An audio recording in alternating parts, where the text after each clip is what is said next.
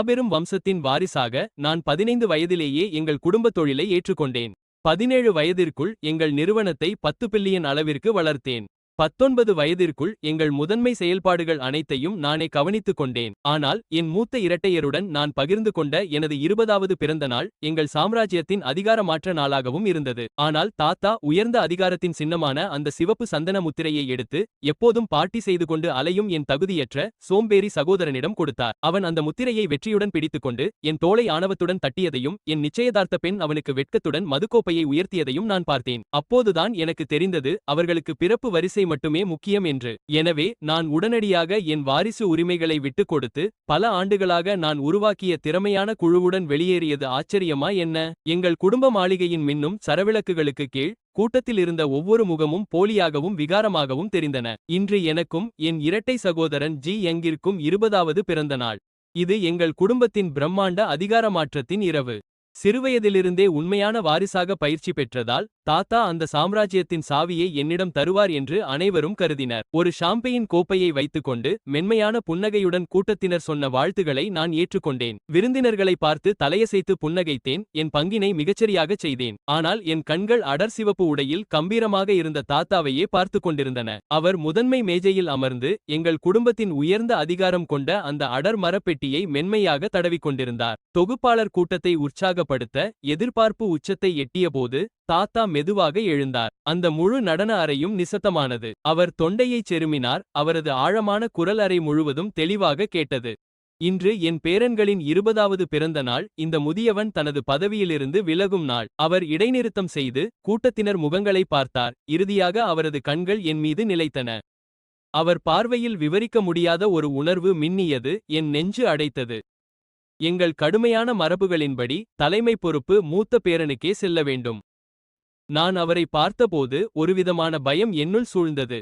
எனக்கும் என் இரட்டையர் ஜியாங்கிற்கும் ஒரே பிறந்த நாள். ஆனால் அவன் என்னை விட சரியாக 3 நிமிடங்களுக்கு முன்பு பிறந்தவன். அந்த 3 நிமிடங்களால் 20 ஆண்டுகால கடின உழைப்பும் அர்த்தமட்டதாகி போனது. தாத்தா அந்த பெட்டியை திறந்து அந்த கனமான முத்திரையை வெளியே எடுப்பதை பார்த்தேன். அவர் என்னை தாண்டி நேராக ஜியாங்கிடம் சென்றார். அவன் எப்போதும் போல ஆணவத்துடனும் சோம்பேறியாகவும் நின்று கொண்டிருந்தான். ஜியாங், இன்று முதல் நீ நமது குடும்பத் தலைவன் மற்றும் குழுமத்தின் தலைவர். மூத்தவனாக உன் கடமை என்னவென்று நினைவிருக்கிறதா? ஜியாங் ஒரு நிமிடம் அதிர்ச்சியில் உறைந்து நின்றான். பிறகு அவன் முகத்தில் அளவற்ற மகிழ்ச்சி பொங்கியது. அவன் தாத்தாவின் கையிலிருந்து அந்த முத்திரையை பிடுங்கி தடுமாற்றத்துடன், நன்றி தாத்தா, உங்களை நான் ஏமாற்ற மாட்டேன் என்றான். அறை முழுவதும் நிசப்தம் நிலவியது. டஜன் கணக்கான கண்கள் என்னை எரிக்கும் மின்விளக்குகளைப் போல ஊடுருவின. அவர்களின் பார்வையில் பரிதாபத்தையும் எகத்தாளத்தையும் என் வீழ்ச்சியைக் கண்டு அடைந்த மகிழ்ச்சியையும் கண்டேன். என் முகத்தில் இருந்த ஒவ்வொரு தசையும் இறுகியது. என் முகத்தில் இருந்த செயற்கையான புன்னகையை தக்கவைக்க போராடினேன். ஆனால் அந்த நொடி என் தலைக்குள் ஒரு குரல் எதிரொலித்தது. அது ஹா ஹா, நான் ஜெயித்து விட்டேன், எனக்கு தெரியும் என்று சொன்னது. அந்த 3 நிமிட இடைவெளி என்னை இளவரசனாக்கிவிட்டது. அந்த முட்டாள் ஜியான் பைத்தியமாக படித்து திட்டங்களை உருவாக்கி உழைத்ததெல்லாம் எனக்காகத்தான். இது எவ்வளவு அற்புதமான விஷயம். நான் நிமிர்ந்து ஜியாங்கை பார்த்தேன். அவன் பெருமையுடன் முத்திரையை உயர்த்தி காட்டினான். அவனது முகம் ஆணவத்தால் நிறைந்திருந்தது. ஆனால் வெளியில் அவன் சிரித்துக்கொண்டு, தம்பி, நிறுவனத்தை நடத்த உன் உதவி எனக்கு தேவை என்றான். அது அவனது மனக்குரல். அவனது எண்ணங்களை என்னால் கேட்க முடிந்தது. இந்த அவமானமும் கோபமும் எனக்குள் ஏதோ ஒரு மர்ம சக்தியை திறந்துவிட்டிருக்கலாம். ஜியாங் என்னருகே வந்து என் தோள் மீது பலமாக தட்டினான். அவனது அந்த பிடி வெறும் நடிப்புதான். அவன் மனம் இகழ்ச்சியுடன் சிரித்தது. அவனது வெளிரிய முகத்தை பார், இது எவ்வளவு வேடிக்கையாக இருக்கிறது. அவன் தன்னை சிறந்தவன் என்று காட்டிக்கொண்டான். தான் வென்றுவிடுவோம் என்று நினைத்தான். என்ன ஒரு கேலி. தாத்தா என்னைத்தான் அதிகம் நேசிக்கிறார். என் விரல் நகங்களால் உள்ளங்கையை ஆழமாக குத்தினேன். அப்போது என் அழகிய நிச்சயதார்த்த பெண் லூ ரையன் ஜியாங்கை நோக்கி மெல்ல நடந்து வந்தாள். அவள் கையில் ஷாம்பெயின் கண்ணாடி இருந்தது. நான் அவளுக்கு வாங்கிக் கொடுத்த விலை உயர்ந்த ஆடையை அணிந்து காதலால் சிவந்த கண்ணங்களுடன் அவள் வந்தாள்.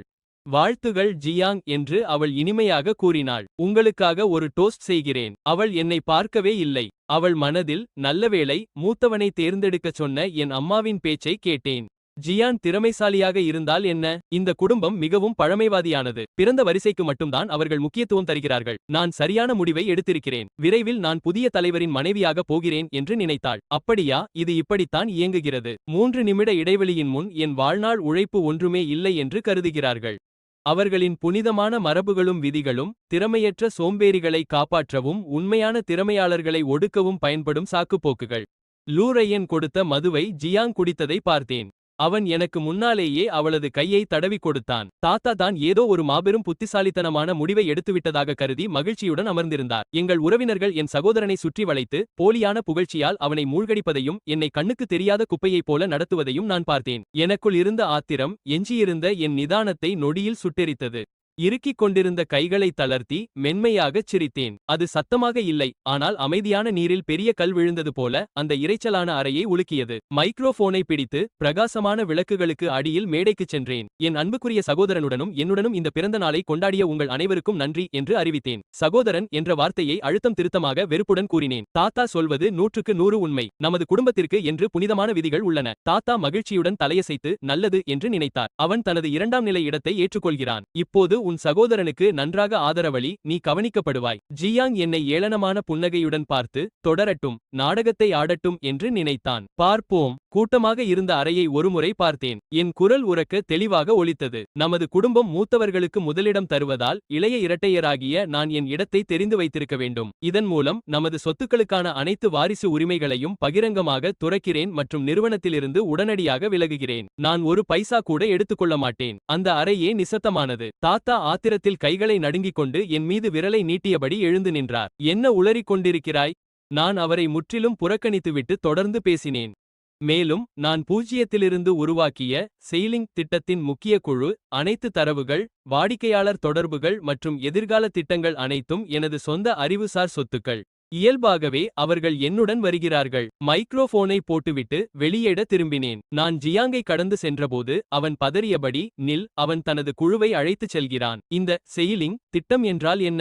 அது நம்முடையது அல்லவா? இல்லை, இது நடக்கக்கூடாது என்று எண்ணினான். என்னை தடுக்க அவன் முன்னே பாய்ந்தான். நான் அவனை முறைத்து பார்த்து, மரியாதையை தெரிந்து கொள், குடும்பத் தலைவரே என்று சீறினேன். எனக்கு பின்னால் பாலூமின் மூலையில் சுறுசுறுப்பான ஒரு இளைஞன் எழுந்தான். எனது முதன்மை உதவியாளர் லின் ஜோ தன் ஜாக்கெட்டை எடுத்துக்கொண்டு அவனுக்கு பின்னால் இருந்த 2 மேசைகளை பார்த்து, பாஸ்ஜி வெளியேறுகிறார். நாம் என்ன இன்னும் இங்கே அமர்ந்திருக்கிறோம்? உங்கள் பொருட்களை எடுத்துக்கொண்டு நாளை காலை புதிய அலுவலகத்திற்கு வாருங்கள் என்று அழைத்தான். சரி சார். 20க்கும் மேற்பட்டோர் ஒரே நேரத்தில் எழுந்தனர். குழுவின் தொழில்நுட்ப பிரிவின் மிக முக்கிய ஆணிவேர் அவர்கள். சந்தைப்படுத்தல் மற்றும் திட்டக்குழுவினர் அனைவரும் என்னை பின்தொடர்ந்து ஒருமுறை கூட திரும்பி பார்க்காமல் வாசலை நோக்கி நடந்தனர். அந்த நொடியே விருந்து மண்டபம் மயான அமைதிக்கு தள்ளப்பட்டது. அந்த வீணான என் சகோதரன் மட்டும் தாத்தாவின் ஆத்திரமான முகத்திற்கு அருகில் அந்த சுடும் குடும்ப முத்திரையை வைத்தபடி நின்றிருந்தான். ஜி குடும்ப மாளிகையின் வாயிலை கடந்து வெளியே வந்தேன். அந்த மண்டபத்தில் இருந்த மலிவான வாசனை திரவியத்தின் மூச்சுமுட்டும் வாசனையை நீக்கிய குளிர்ந்த மாலை காற்றை வரவேற்றேன். லிங்கோ விரைவாக வந்து என் தோள்களில் ஒரு மேலாடையை போர்த்தினான். பாஸ்ஜி, கார் தயாராக இருக்கிறது. நான் தலையசைத்து எனக்கு பின்னால் இருந்த இருக்கையில் அமர்ந்தேன். முக்கிய குழுவின் 20 உறுப்பினர்களும் காத்திருந்த கார்களில் ஏறினார்கள். எந்த கேள்வியும் கேட்கவில்லை. அவர்களின் விசுவாசம் வார்த்தைகளை விட உரக்க பேசியது. பட்டம் பெறும் பருவத்திலேயே இவர்களை ஒவ்வொருவராக தேர்ந்தெடுத்து நானே பயிற்சி அளித்தேன். சாத்தியமற்ற தடைகளை தகர்க்க நாங்கள் எண்ணற்ற இரவுகளை உறக்கமின்றி உழைத்திருக்கிறோம். எங்கள் நம்பிக்கை சாதாரண நிறுவன படிநிலைகளை விட ஆழமானது. அந்த பணக்கார பகுதியிலிருந்து கார் மென்மையாக வெளியேறியது. பின்னால் பார்த்த கண்ணாடியில் ஜி குடும்ப மாளிகை சுருங்குவதை நான் கவனித்தேன். அந்த இடத்தைத்தான் நான் ஒரு காலத்தில் வீடு என்று அழைத்தேன். திடீரென்று என் அலைபேசி அதிர்ந்தது. அது என் தாத்தா அழைப்பு. உடனடியாக அழைப்பை துண்டித்துவிட்டு அவர் என்னை தடுத்தேன். அடுத்து ஜாங் அழைத்தான். நான் பதில் அழைப்பை ஏற்றேன். ஜாங் கத்தினான், உனக்கு பைத்தியமா? உடனே இங்கே திரும்பி வா. நாக்கை பார்த்து பேசு, தலைவரே. நாங்கள் இனி சகோதரர்கள் அல்ல, வெறும் தொழில் போட்டியாளர்கள். அவன் ஏளனமாகச் சிரித்தான். போட்டியாளர்களா? நீ என்னுடன் போட்டியிட முடியும் என்று நினைக்கிறாயா? நீ அணிந்திருக்கும் உடையும் நீ செலவழிக்கும் ஒவ்வொரு பைசாவும் ஜி குடும்ப பணத்திலிருந்து வருவது என்பதை மறந்துவிடாதே. உன் கணக்குகளை முடக்க தாத்தாவிடம் ஏற்கனவே கூறிவிட்டேன். இப்போது அந்த ஆட்களுக்கு நீ எப்படி உணவளிக்கிறாய் என்று பார்ப்போம். எச்சரிக்கைக்கு நன்றி என்று நான் பதிலளித்தேன். ஆனால் எனது சொந்த ஊதியமும் தனிப்பட்ட முதலீடுகளும் என் புதிய தொழிலுக்கு போதுமானவை. உடனடியாக அழைப்பை துண்டித்தேன். எனக்கு 18 வயது ஆனதிலிருந்தே எனது திட்ட ஊக்கத்தொகைகளையும் பங்குச்சந்தை முதலீடுகளையும் சேர்த்து ஒரு பெரும் நிதியை திரட்டி வைத்திருந்தது ஜியாங்கிற்கு தெரியாது. நான் யாரையும் ஏன் குடும்பத்தினரையும் கூட நம்புவதில்லை. நான் செய்தது சரிதான். சிறிது நேரத்தில் லீ ரையான் அழைத்தாள். அயோன், முதிர்ச்சியின்றி செயல்படாதே. நீ காயப்பட்டிருக்கிறாய் என்று எனக்கு தெரியும். ஆனால் தாத்தா வயதானவர். நீ அவரை இப்படி கோபப்படுத்தக்கூடாது. திரும்பி வந்து மன்னிப்பு கேள். நாம் இன்னும் சரிசெய்ய முடியும். லீ ரையான் ஜியாங்கிற்கு மதுக்கோப்பை உயர்த்தியபோது உன் மனநிலை இதுவாகத்தானே இல்லை. அவள் உறைந்து போனாள், அமைதியாக இருந்தாள். மறுமுனையில் உனக்காகத்தான் நான் அதைச் செய்தேன் என்று கூறினாள். என் இதயத்தில் நீ மட்டும்தான் இருக்கிறாய் என்று உனக்கு தெரியும். உண்மையா? அப்படியானால் நிஜி குடும்ப வாரிசுடன் என்னை மாற்றிக்கொள். நமக்குள் எல்லாம் முடிந்துவிட்டது. அழைப்பை துண்டித்துவிட்டு அவள் என்னையும் தடுத்தேன். இறுதியாக உலகம் அமைதியானது. லிங்கோ முன் இருக்கையிலிருந்து என்னிடம் ஒரு டேப்லெட்டை கொடுத்தான். திரு ஜி, இரவு முழுவதும் நாங்கள் இறுதி செய்த புதிய நிறுவன பதிவு மற்றும் திட்ட வரைபடம் இதோ. தயவுசெய்து ஒருமுறை பாருங்கள். நான் அந்த சாதனத்தை வாங்கி அதில் இருந்த தரவுகளை உற்று பார்த்தேன். எனது உறைந்த இதயம் உருகத் தொடங்கியது. துரோகம் வலிக்கத்தான் செய்தது, ஆனால் இது எனக்கு இதமாக இருந்தது. இதன் புதிய பெயர் ஷின்கி டெக். லிங்கோ புன்னகைத்தார். சிறந்த பெயர். ஒரு புதிய தொடக்கம். நகரத்தின் மையப்பகுதியில் ஒரே இரவில் ஒரு முழு தளத்தை நாங்கள் பிடித்தோம். மறுநாள் காலை குழுமத்தின் ஊழியர்கள் வந்து பார்த்தபோது தொழில்நுட்பம் மற்றும் சந்தைப்படுத்தல் துறைகள் முற்றிலும் காலியாக இருந்தன. அங்கே குழப்பம் வெடித்தது. ஜியாங் தனது புதிய தலைவர் அலுவலகத்தில் அமர்ந்து மீதமுள்ள மேலாளர்களின் பீதி நிறைந்த அறிக்கைகளால் சூழப்பட்டிருந்தார். அவரது தலை பாரமாக வெடிக்கத் தொடங்கியது. என்ன சொல்கிறாய்? ஃபெனுவா கூட்டணியின் காலக்கெடு இன்றுதான். திட்ட மேலாளர் எங்கே? அவர் வேலையை விட்டுவிட்டார். அவர் நேற்று என்னுடன் கிளம்பிவிட்டார். அடுத்த வாரம் தொடங்கவிருக்கும் வெஸ்ட் சிட்டி மேம்பாட்டுக்கான டிஜிட்டல் பிரச்சாரத்தின் நிலை என்ன? மேலாளர் லூ. ஓ, சந்தைப்படுத்தல் மேலாளர் லீ. ஜிஆர்க்குள் நான் விட்டுச் சென்ற ரகசிய வழிகள் மூலம் அவரும் ராஜினாமா செய்தார். அவர்களின் குழப்பமான கூட்டத்தையும் அந்த நன்றியுள்ள துரோகிகளையும் நான் நிகழ்நேரத்தில் கவனித்தேன். ஜின் அவர்களுக்கு என்னதான் கொடுத்தார்? சரி, அவர்கள் போகட்டும். சிலர் வெளியேறியதால் மட்டும் இந்த நிறுவனம் நின்றுவிடாது. உடனடியாக மாற்றாளர்களை பணியமர்த்துங்கள். எந்த விலையை கொடுத்தாவது தேவையானவர்களை தேடிப்பிடியுங்கள். குழுமத்தின் மனிதவளத்துறை பெரிய அளவிலான ஆட்சேர்ப்பை தொடங்கியது. ஆனால் விரைவில் அவர்கள் தடைகளை சந்தித்தனர். என்னுடைய பணிகளை சரிசெய்ய வேண்டியிருக்கும் என்று தெரிந்ததும் திறமையானவர்கள் அதை மறுத்தனர். நான் இந்த திட்டத்தை ஆரம்பத்திலிருந்தே உருவாக்கியது அனைவருக்கும் தெரியும். அதன் தொழில்நுட்பமும் சந்தை அறிவும் என் குழுவினரின் மூளையில் மட்டுமே இருந்தது. வெளியாட்களுக்கு புரியவில்லை. 3 நாட்களுக்குப் பிறகு குழுமத்தின் பங்குகள் சரிந்தன. நாங்கள் வெளியேறியதும் திட்டங்கள் முடங்கியதும் கசிந்ததால் பங்கு மதிப்பு 10 விழுக்காடு சரிந்தது. ஜியாங் நெருக்கடியில் மூழ்கியிருக்க ஷின்கி டெக் அதிகாரப்பூர்வமாக செயல்படத் தொடங்கியது. எங்கள் தொடக்க விழாவிற்கு நாங்கள் ஆடம்பரமான கொண்டாட்டங்களை தவிர்த்தோம். நாங்கள் 20 பேரும் எங்களது புதிய அலுவலகத்தில் ஷாம்பெயின் பாட்டிலை திறந்து கொண்டாடினோம். நான் அனைவரிடமும் சொன்னேன், நாங்கள் முன்பு குழுமத்திற்காக ஒரு சாம்ராஜ்யத்தை உருவாக்கினோம். இன்று முதல் நாம் நமக்கான எதிர்காலத்தை உருவாக்குகிறோம். அனைவரும் ஆரவாரம் செய்தனர். கண்களில் உறுதியான வெறி தெரிந்தது. இவர்கள் அனைவரும் தொழில்நுட்பம் மற்றும் சந்தைப்படுத்தலில் மேதைகள். குழுமத்தின் கட்டுப்பாடுகள் இல்லாததால் அவர்களின் படைப்பாற்றல் வெடித்து சிதறியது. எங்கள் முதல் நடவடிக்கை திட்டத்தின் முக்கிய தயாரிப்பான புதிய ஸ்மார்ட் ஹோம் சாதனத்தை எடுத்ததுதான். நாங்கள் கட்டுப்பாட்டு அமைப்பை மேம்படுத்தி விரைவில் அறிமுகப்படுத்த தயார் செய்தோம். இதுதான் முதலில் குழுமத்தின் 2ஆம் பாதி ஆண்டிற்கான முக்கிய திட்டமாக இருந்தது. இப்போது இது சந்தையை ஆதிக்கம் செய்ய ஷின்கியின் ஆயுதமாக மாறியது. இதற்கிடையில் குழுமத்தில் முழுமையான குழப்பம் நிலவியது. ஜியாங் அதிக சம்பளம் கொடுத்து பணியமர்த்திய நிபுணர்களால் எங்கள் குறியீடுகளை புரிந்து கொள்ள முடியவில்லை. மானம் காக்க அவர்கள் அவரிடம் பொய்யான தகவல்களை சொன்னார்கள். மன்னிக்கவும், பழைய குழுவின் குறியீட்டு அமைப்பு முற்றிலும் குப்பை. இது சந்தை மதிப்பு இல்லாத ஒரு கற்பனை திட்டம். அடிப்படை தர்க்கமே சிதைந்து போயிருக்கிறது. எல்லாவற்றையும் தூக்கி எறிந்துவிட்டு புதிதாக தொடங்க பரிந்துரைக்கிறோம். எனது உளவாளி கொடுத்த பதிவை கேட்டு என்னால் சிரிப்பை அடக்க முடியவில்லை. அவர்களுக்கு புரியவில்லை என்பதற்காக அதை குப்பை என்கிறார்கள். அந்த முட்டாள் ஜியாங் அதை நம்பி என் உழைப்பு பயனற்றது என்று புலம்பினான். சரி, தூக்கி எறியட்டும். உண்மையான மேதை யார் என்று அவர்களுக்கு காட்டுகிறேன். தனது பணியாளர்களை கண்மூடித்தனமாக நம்பி ஜியாங் எங்கள் வேலையை தூக்கி எறிய உத்தரவிட்டான். நாங்கள் முடித்த திட்டத்தில் 90% கைவிட்டு 0லிருந்து தொடங்கினான். அந்த முடிவு பல கோடி ரூபாய் வளர்ச்சி செலவை வீணடித்தது. இது குறைந்தது 6 மாத கால மதிப்புமிக்க நேரத்தை வீணடித்தது. தாத்தா ஓய்வு பெற்றிருந்தாலும் எதுவும் அவர் கண்களுக்கு தப்பவில்லை. அவர் உடனடியாக என் சகோதரனை அழைத்தார். தாத்தா மாளிகையில் ஜியாங்கை வெளுத்து வாங்கினார். முட்டாளே, புதிதாக தொடங்குவது என்றால் என்னவென்று உனக்கு தெரியுமா? இது நம் முதல் பாதியின் பட்ஜெட்டை முழுமையாக அழிக்கிறது. ஜியாங் பிடிவாதமாக திருப்பி பேசினான். தாத்தா, தொழில்நுட்ப நிபுணர்கள் அனைவரும் அது பயனற்றது என்று கூறிவிட்டார்கள். அவன் சரியானவன் என்று நீங்கள் தொடர்ந்து சாதிப்பதை தவிர்க்கவும். இப்போது அவன் நமக்கு எதிரி. தாத்தா பாரபட்சமாக என் பக்கம் நிற்கிறார் என்று ஜியாங் முணுமுணுத்தான். அவன் ஏதாவது சாதனை செய்து காட்ட துடித்தான். இறுதியில் யார் சரி? தாத்தாவால் அவனை நம்ப வைக்க முடியவில்லை. அதனால் அவர் பெருமூச்சு விட்டு அவனை போக்குக்கு விட்டுவிட்டார். அந்த பொன்னான வாய்ப்பை நான் பயன்படுத்திக் கொண்டேன். 1 மாதம் கழித்து ஷின்கி டெக் தனது முதல் தயாரிப்பை வெளியிட்டது. மேடையில் நின்று ஊடகங்கள் மற்றும் கூட்டாளிகள் முன்னிலையில் எங்கள் சிமிங் ஸ்மார்ட் ஹோம் முறையை அறிமுகப்படுத்தினேன். சிமிங் முறை உங்கள் வாழ்க்கை முறையை மாற்றியமைக்கும்.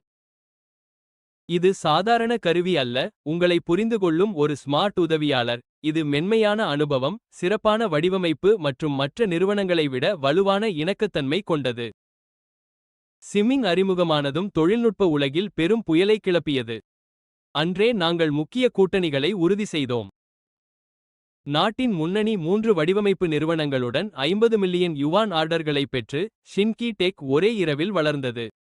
எங்கள் அலுவலக போன்கள் இடைவிடாமல் ஒலித்தன. இதற்கிடையில் குழுவினர் புதிய திட்டத்தின் ஆரம்ப கட்டத்தில்தான் இருந்தனர். ஆனால் செய்திகளில் தன்னம்பிக்கையுடன் என்னையும் சிமிங் அமைப்பின் வசீகரமான அம்சங்களையும் பார்த்த ஜியாங் ஆத்திரமடைந்தான். அவன் தனது அலுவலகத்திலிருந்த விலை உயர்ந்த குவளையை உடைத்து இது சாத்தியமே இல்லை என்று கத்தினான். அவன் நினைத்தான், இது உண்மையாக இருக்க முடியாது. நான் தூக்கியெறிந்த திட்டம் இதுவல்லவா? இவன் எப்படி இதை சிறப்பாக மாற்றினான்? ஒரே மாதத்தில் தான் ஏமாற்றப்பட்டதை அவன் உணர்ந்து கொண்டான். அவர் குப்பை என்று ஒதுக்கியது உண்மையில் சந்தையை மாற்றியமைக்கும் தங்கம். அதை அவர் தன் கைகளாலேயே தூக்கி எறிந்துவிட்டார். இயல்பாகவே குழுமத்தின் பங்கு விலை மீண்டும் பெரும் சரிவை சந்தித்தது. உடனடியாக தாத்தாவை ஆதரித்த மூத்த வாரிய உறுப்பினர்கள், பழைய தலைவரே, இந்த குழப்பத்தை பாருங்கள் என்று சத்தமாக புகார் செய்யத் தொடங்கினர். ஜியான் வெளியேறிய உடனேயே நிறுவனத்தின் முக்கிய வணிகம் முடங்கி போனது.